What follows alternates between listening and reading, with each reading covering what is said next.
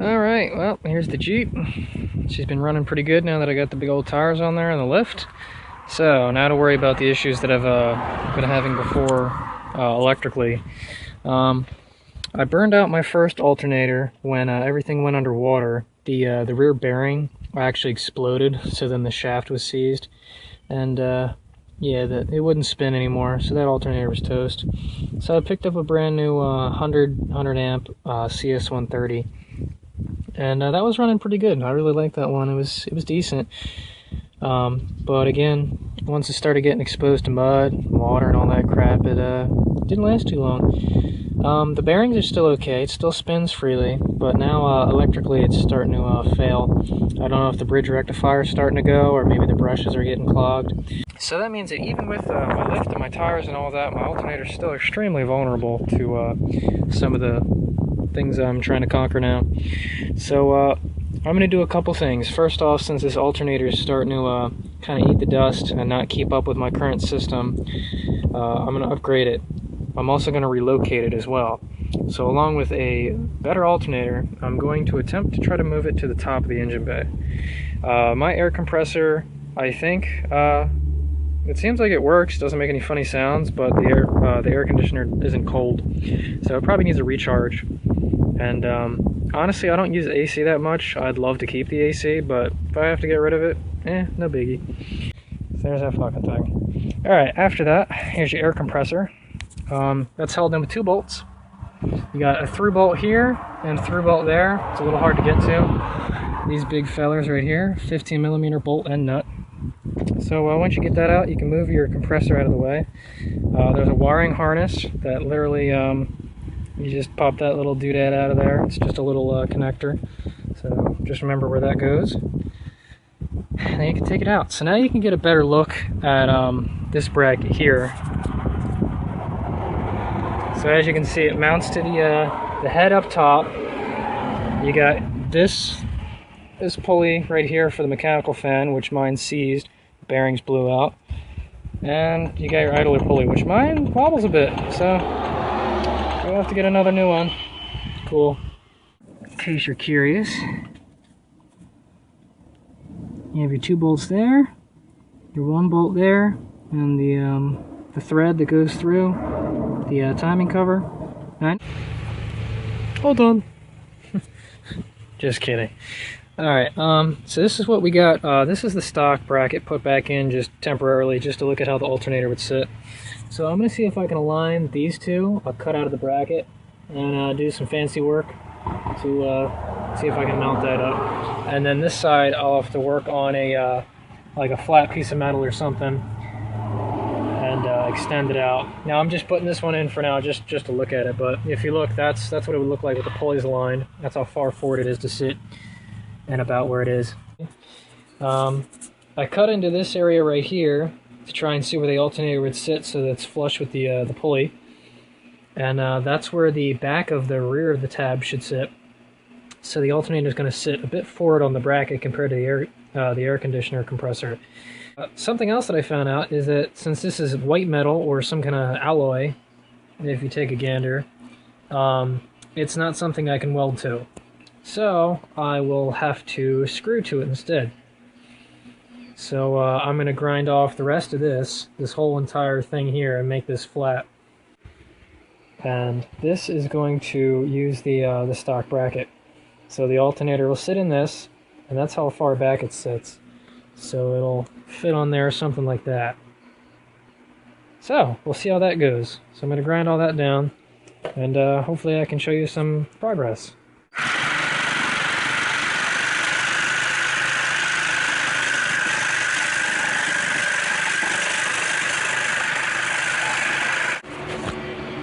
Alright, here we are. That was a pain in the ass. So the easiest way I found to do this was to take the Sawzall and cut off the big bits. So go through and cut them off. And then once you're down to something a little more flat and reasonable, take the grinder and give her hell. So that's as smooth as I can get it. Cut it a little too deep over there with the Sawzall, and this is just too deep for me to care. But yeah, It's a lot fucking flatter than it was. So now, our new bracket will sit something like this. I think. Somewhere in that general area. So, I think that'll look lovely. If you notice, I got the holes moved up about a little over a ½ inch, and that's to allow the bolt heads clearance, because there's going to be bolts in here. So obviously the alternator has to be up high enough so that the bolts will fit. But that's about where she's going to sit. And how far off the edge this sticks out. So, I'm happy with it. I guess it's time to cut up some metal and try to make something. That'll be fun. Okay, so this is what the bracket looks like when it's all taken apart. I'm missing the other arm. I don't know where the hell that went. But I traced out all of the pieces I needed on some scrap metal I had laying around. With I didn't have a soapstone, so I had to use some fucking carpenter crown or some shit. Did okay. So here's the pieces cut out. I cut them out with an angle grinder. It took quite a long time, and it was a pain in the ass to properly try and cut these out with any kind of decent accuracy. But I did it. Kinda. I drilled this this hole a little too high, so these are off. But the way I was planning on welding them together, that doesn't matter. So here's all the pieces. I got the holes drilled at a friend's house with a drill press, made it nice and easy. So these have been grinded down flat, so they sit on here nice. And these are going to get welded together with the metal between them, not on top. So it's a nice 2-inch gap there for the most part. And what I figure I'm going to do is I'll bolt the brackets to the alternator, and then I'll weld this piece. I'll put some tack welds on there, and with this I'll attempt to try and tack weld to the base plate and see what we got. Alright, here begins the fun. If you notice, I polished all the metal off, got all the paint and everything off, so those pieces are ready to go. I clamp both these together and ground the bottoms flat so that they will sit together properly. And I got it lined up with where the pulley should be, so now it's time to weld. Alright, it ain't the prettiest, but this is what we got so far. This was a pain in the ass. I was just trying to get the machine at the right setting to actually put down a bead and not have it stick all the time. I'm not very good with stick welding. But this was the best bead that I had here. This one, it actually finally wasn't sticking and I could run it the whole way down. So that was the best one I have here. The slag's still on there, so... yeah, a little shitty, but it's not falling off anytime soon, and it's not a motor mount, so I don't care that much. Here's the other one. This one was a lot better. I just turned the heat up until it stopped sticking and started running my puddles. This is all with 6010. These are three 30-seconds rods. I had the power turned up a bit, about 100 amps. So, alright, we got these parts. They're all nice and cool. I'm going to try cleaning this one up a little bit, and then I'll mount it, and it'll weld something somewhere around there. So, yeah. Just give you a little update. Alright, there we go. These welds over here, gonna blow. These ones, though, don't look too bad. I was running a little too cold, and then with these ones I turned the amperage up, and I think they turned out a lot cleaner. Same with this one. I grinded it down, so it's kind of hard to see, but not nearly as bad as these ones over here. So, let's see if it's functional.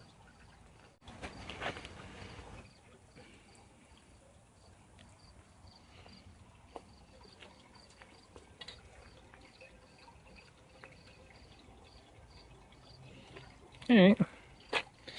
I think it's about time that we drill some holes and bolt this thing down. Wow, would you look at that? It's together. So, here's the bracket, all welded up and kind of cleaned up, and I'm going to paint it shortly, but I also got the pulley thing out of here. If you're ever curious about getting that out, just be careful. If you notice, there's a lip in there that the bearing will sit against. my front bearing was completely toast, and the rear one kind of fell apart too when it came out. Mine came out from the back, so you can kind of see the shoulder there. Here's the shaft that came out. You can see there's two little grooves. I'm not sure what they're for exactly. I don't remember which way was... This way was the front. So this had a marking on it.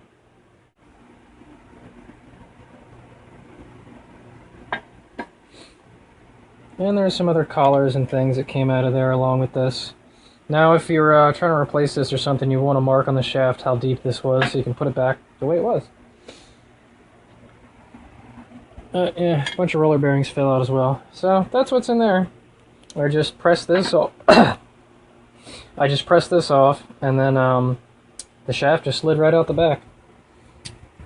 So, in order to mount the two plates together, I drilled 3 holes, and they were decided by what kind of room I had underneath there. So you can see with the ribs, I was kind of limited to where I could put the bolts. But I marked it, and I drilled through the bracket first, and then I marked on here, and then I drilled this separate. Bolted it all together. So let's put it on the car and give it a nice test fit. Alright. That's what it looks like sitting in there. Digging it so far. It's not bolted down super tight, but it's in there just enough. Put the alternator on. Okay, there it is sitting on the bracket. It's looking pretty good. I like it so far. Everything still lines up. Now for the belt. Making sure that it fits and all that good stuff. So the pulley seems to line up for the most part, so that's good. That was the first issue, and seems to be lined up pretty good. The stock belt routing diagram seems like it should get me through this just fine. Something interesting, you can wrap the belt however you want. As long as the right side is facing the pulley, it'll always spin in the right direction. So for instance, since this belt is ribbed on one side and flat on the other side, if this is a rib pulley and the ribs are touching, this will always spin the same direction that the crankshaft spins. And the opposite is true for the flat ones. As long as the flat side of the belt is touching the flat side of the pulley, it will always spin the opposite direction of the crankshaft pulley. If this is flat and that's ribbed. So no matter which way you wrap the belt, as long as the right side of the belt is touching it, it'll always spin the right way. So if you're having issues around in this area, or if you need different routing, just try putting the belt in different directions and see if it actually hits anything. I know the 4-cylinder ones, the belt comes from the power steering and goes right to the crankshaft, and then it wraps around the crankshaft to the water pump and goes that way. So that's another thing you could do. So just mess around with the belt and see if you can get it to fit. With the stock setup, as long as that still clears, I don't know, it seems a little close, but it should be fine once the power steering pump is tightened up. You notice that with a belt setup, first off, I'm a little long, probably about 5 to 6 inches too long. Maybe we'll say 4.5, because that is at full compression. But you'll notice that the housing is getting in the way for the where the mechanical fan used to sit. So I'll have to grind that down. But besides that, everything else looks decent. And that would be if I just want to go the alternator route. I still don't know how or if I'm going to be able to mount that compressor. So I might just rig it up so that just the alternator works for now, and if I can figure out something with the compressor, I'll do that. I'll let you know what I come up with, but for now I think that snout's going to have to get grinded off. Nice paint job always makes them look pretty. Alright, I think it's time to put it in. There's the finished bracket in place. I think it looks pretty good. So, let's drop the alternator in. So, once everything's hooked up, you find out you need a different belt. How the hell do you figure out what kind of belt you need? Well, instead of just asking people online, hey, what belt will work, how about you fucking measure it? It's really easy. Take yourself a string. Right now I got mine wrapped up here on this water hose, and I'm just following the track that I plan to route my belt. and the water pump, the power steering pump is at full compression. It's as far in as it can be, and then you just hold the strings together and mark both ends. And then what you're going to do is take it out, lay it on the ground, and measure it. And then once you measure it, I'll show you how to figure out what kind of belt you need. Okay, so there's a little bit of tension on it. We read 76 inches. So our belt will have to be 76 inches long. Now, let's take a look at, this belt's probably too worn out to tell. Nope, okay. So, you have some numbers right here. You have your 6 PK, which is how many ribs are on the belt. And if you notice, this is a 6-rib belt, and you're going to want to get another 6-rib belt to match your pulleys. And then the next number coming after that, 2135, is the length of the belt in, I want to say millimeters. Sounds about right. So what you're going to do is take your measurement, which is 76 inches, and convert it into millimeters, and then try and find the closest number you can. So you want a 6 PK and then whatever that is. So let me do the conversion and figure it out. So I didn't realize this until later, but the second number on the belt, the 840, is in inches. It's actually just an 84.0 inch belt, and the K6 is just how many ribs it has. So you don't have to convert into inches. You can just look at the second number and figure, oh, I need a 76.0 belt instead. So there you go. Okay, so if you convert 76 inches into millimeters, you will get 1,930.4. So, you know, I'm going to go slightly higher than that just because that would be with the power steering pump at full compression. So you want to make sure that you can still get the belt on and then tighten up the power steering pump. But also remember that you don't want the power steering pump at full tension because the belt will stretch slowly as it finally breaks in. It will get slightly bigger. So, you know, you want to try and aim for the middle of the range. So just look online and see if you can find a belt, and either go into the parts store and tell them a part number, or tell them I need a belt for this car with this engine. I like part numbers because that's really hard to fuck up. So, time to go get a belt that'll fit. So, I dropped the old one in. As you can see, it does fit rather well, but the belt I bought was a bit too long. They had one that was way too short. Well, it was short by like 1/4 of an inch. They had one that was twice the price that might have fit.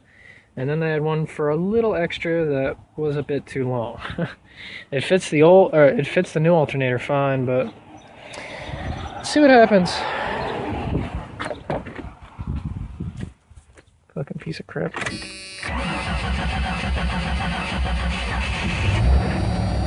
Yeah, that alternator works fine. Fucking Christ.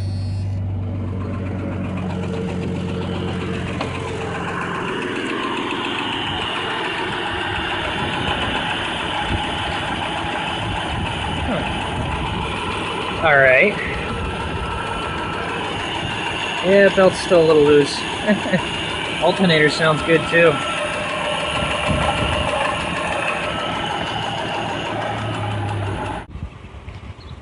So, my socket tensioner worked for the most part. Belt was still a little wobbly, but did the job. Definitely gives it a bit more tension. Still not enough, but I guess I'll put the new one back in and see what the hell happens. And I got the belt alignment a lot better. If you look now, she's a lot closer to stock.